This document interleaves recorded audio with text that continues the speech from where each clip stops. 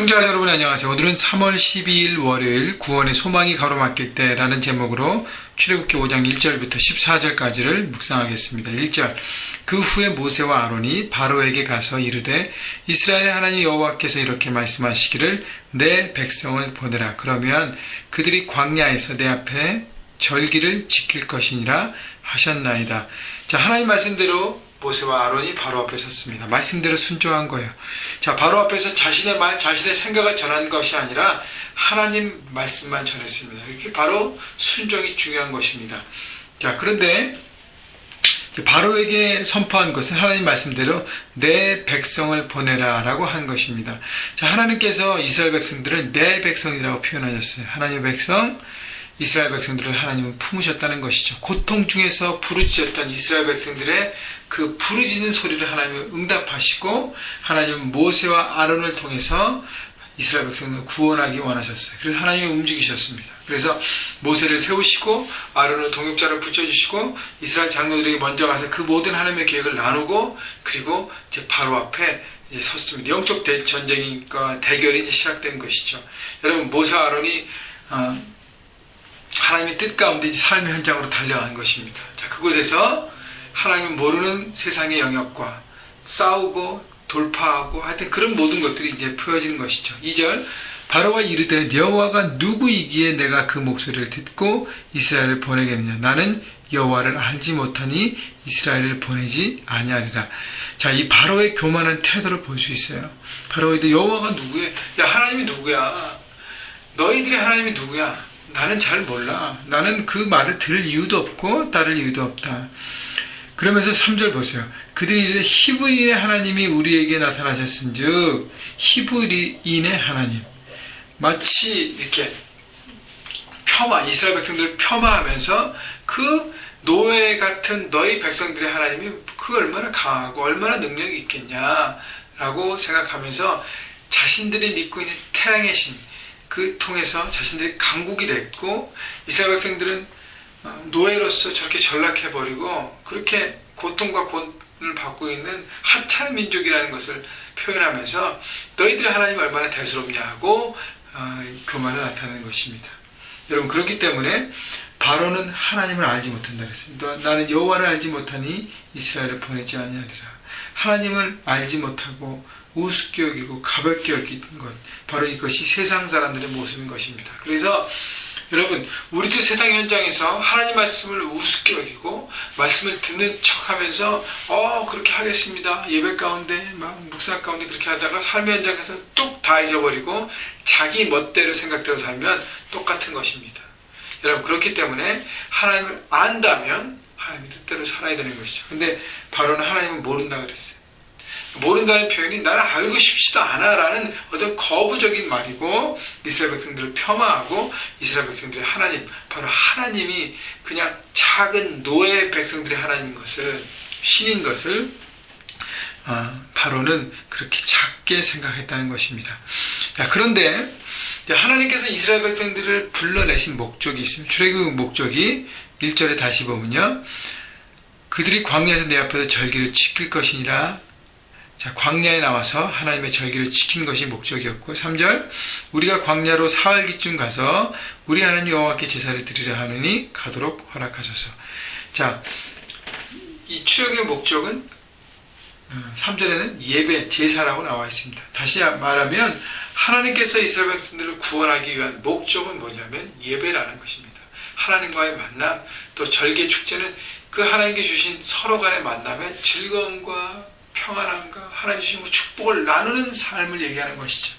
여러분, 하나님께서 이스라엘 백성들을 구원하시고 또 우리를 구원하신 목적이 세상의 가치 기준으로 부유한 또 능력 있는 또 큰 힘과 명예와 어떤 능력을 갖고 있는 세상의 가치 기준의 최고의 가치의 삶이 아니라 하나님 앞에 누리는 영원한 평안한 삶을 우리에게 주셨다는 것이 바로 그것이 예배를 통해서 회복된다는 것입니다. 하나님과 우리의 관계가 회복되고 그리고 서로 간의 관계가 회복돼서 예배와 만남이 풍성해지는 것.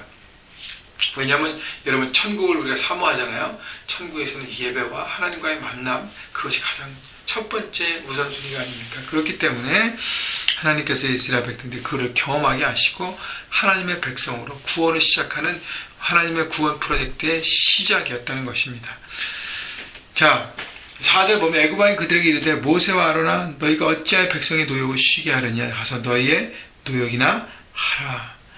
자, 바로 왕은 모세와 아론에게 그냥 쓸데없는 소리 하지 말고 가서 너의 일, 노예로서 니네 일이라 하라라고 무시해버립니다. 여러분, 하나님의 뜻 가운데 삶의 현장으로 갔을 때 처음부터 승승장구하는 것이 아니에요. 세상은 우리를 어게인스트 하기 때문에 충돌이 있고 때로는 답답한 어떤 막히는 장애물 같이 놓여 있습니다. 여러분, 그렇기 때문에 우리가 그것을 바라보며 그것을 예상하고 가는 거예요. 세상이 호락호락하지 않는다는 건 예상하고 가는 것입니다. 많은 사람들이 말씀대로 살려고 하니까 참 어렵습니다. 그렇죠, 어렵죠. 세상은 어게인스트 하기 때문에. 그래서 이 막고 있는 것이 바로 영적 전쟁이라는 것을 알고 하나님의 힘과 능력을 가지고 한 번 갈 때 막힌다고 해서 포기하면 안 된다는 것이죠. 그것을 돌파할 때까지 하나님의 능력을 바라보고 믿음의 걸음을 계속 걸어가는 것입니다. 5절, 바로가 또 이르되 이제 땅의 백성이 많아졌거늘 너희가 그들의 노역을 쉬게 하는도다 하고 바로가 그날의 백성들의 감독과 기록관들에게 명령하여 이르되 너희는 백성이 다시는 벽돌에 쓸 짚을 전과 같이 주지 말고 그들이 가서 스스로 짚을 줍게 하라. 바로는 이스라엘 백성이 너무 편안하게 하나님께 기도하고 그 모든 것을 피해가려는 어떤 노예로서의 노역을 피해가려는 어떤 얄팍한 수라고 생각하고 바로는 세상의 가치 기준으로 그것을 판단했습니다. 또 그들을 잃어버리면 어떻게 돼요? 자기들의 노동력들이 잃어버리기 때문에 그들을 어떻게 하든지 힘으로 컨트롤하고 이스라엘 백성들을 붙잡으려고 했다는 것이죠. 그래서 바로는 힘으로 이스라엘 백성들을 제압하고 눌러버리고 한다는 것입니다. 그래서 보세요. 7절에 읽었던 것처럼 벽돌을 굽는데 재료를 그동안은 줬는데 재료도 주지 말고 알아서 구하라는 것이에요. 8절, 또 그들이 전에는 만든 벽돌 수요들을 그들에게 만들게 하고 감하지 말라. 그들이 게으름으로 소리질러 이르기를 우리가 가서 하나님께 제사드리라 하나니 그 사람들의 노동을 무겁게 함으로 수고롭게 하여 그들로 거짓말을 듣지 않게 하라. 자, 모세와 아론이 이스라엘 백성들을 이렇게 선동해서 그들에게 이렇게 다른 마음을 주게 하고 이것을부터 피하게 하려는 어떤 잘못된 생각이라고 바로는 생각했던 거예요. 그래서 이스라엘 백성들이 딴 생각 못하게 그냥 착취하는 것이 짓누르는 것이 그래서 다른 생각하지 않고 여기에만 집중할 수 있도록 그래서 노동을 무겁게 함으로 수고롭게 한다 그랬습니다. 여러분, 바로의 리더십은 백성들을 무거운 짐을 눌러서 누르게 하는 어떤 파워로 누르게 하는 리더십인 것입니다. 13절 보세요. 감독들이 그들을 독촉하여 14절 바로의 감독들이 자기들이 세운 바 이스라엘 자손의 기록원들을 때리며 이르되 너희가 어찌하여 어제와 오늘에 만든 벽돌의 수요를 전과 같이 채우지 아니하였느냐 하리라. 자, 그래서 독촉하고 때리고 강압적으로 이스라엘 백성들을 힘으로 다스리는 짓누르는 리더십을 바울은 펼쳐가는 것입니다. 여러분, 세상의 리더십은 사람들에게 무거움을 짐을 쥐어주고 억누르게 하고 그 다음에 수치를 주고 힘을 통해서 그것을 이끄는 가는 것입니다. 그렇기 때문에 사람의 안에 기쁨과 어떤 즐거움과 윌링니스, 자원하는 마음으로 따라가는 마음이 없이 억지로 하는 것입니다. 여러분, 하나님은 이스라엘 백성들을 구원하셔서 하시기 위한 목적은 자유인 것입니다. 기쁨이에요. 자발적으로 섬기고 하나님과의 관계를 누리는 것. 여러분, 우리가 삶의 현장에서 사람들을 섬길 때 여러분 비즈니스 리더고 여러분 오너고 또 매니저고 여러분 밑에 여러분 이끄는 사람들이 있을 때 여러분 힘으로 누르지 마십시오. 하나님의 사랑으로 그들을 이끄십시오. 물론 압니다. 사랑으로 하고 좋은 말로 하면 말 안 된다는 것. 여러분, 그래서 기도해 둘 필요가 있고요.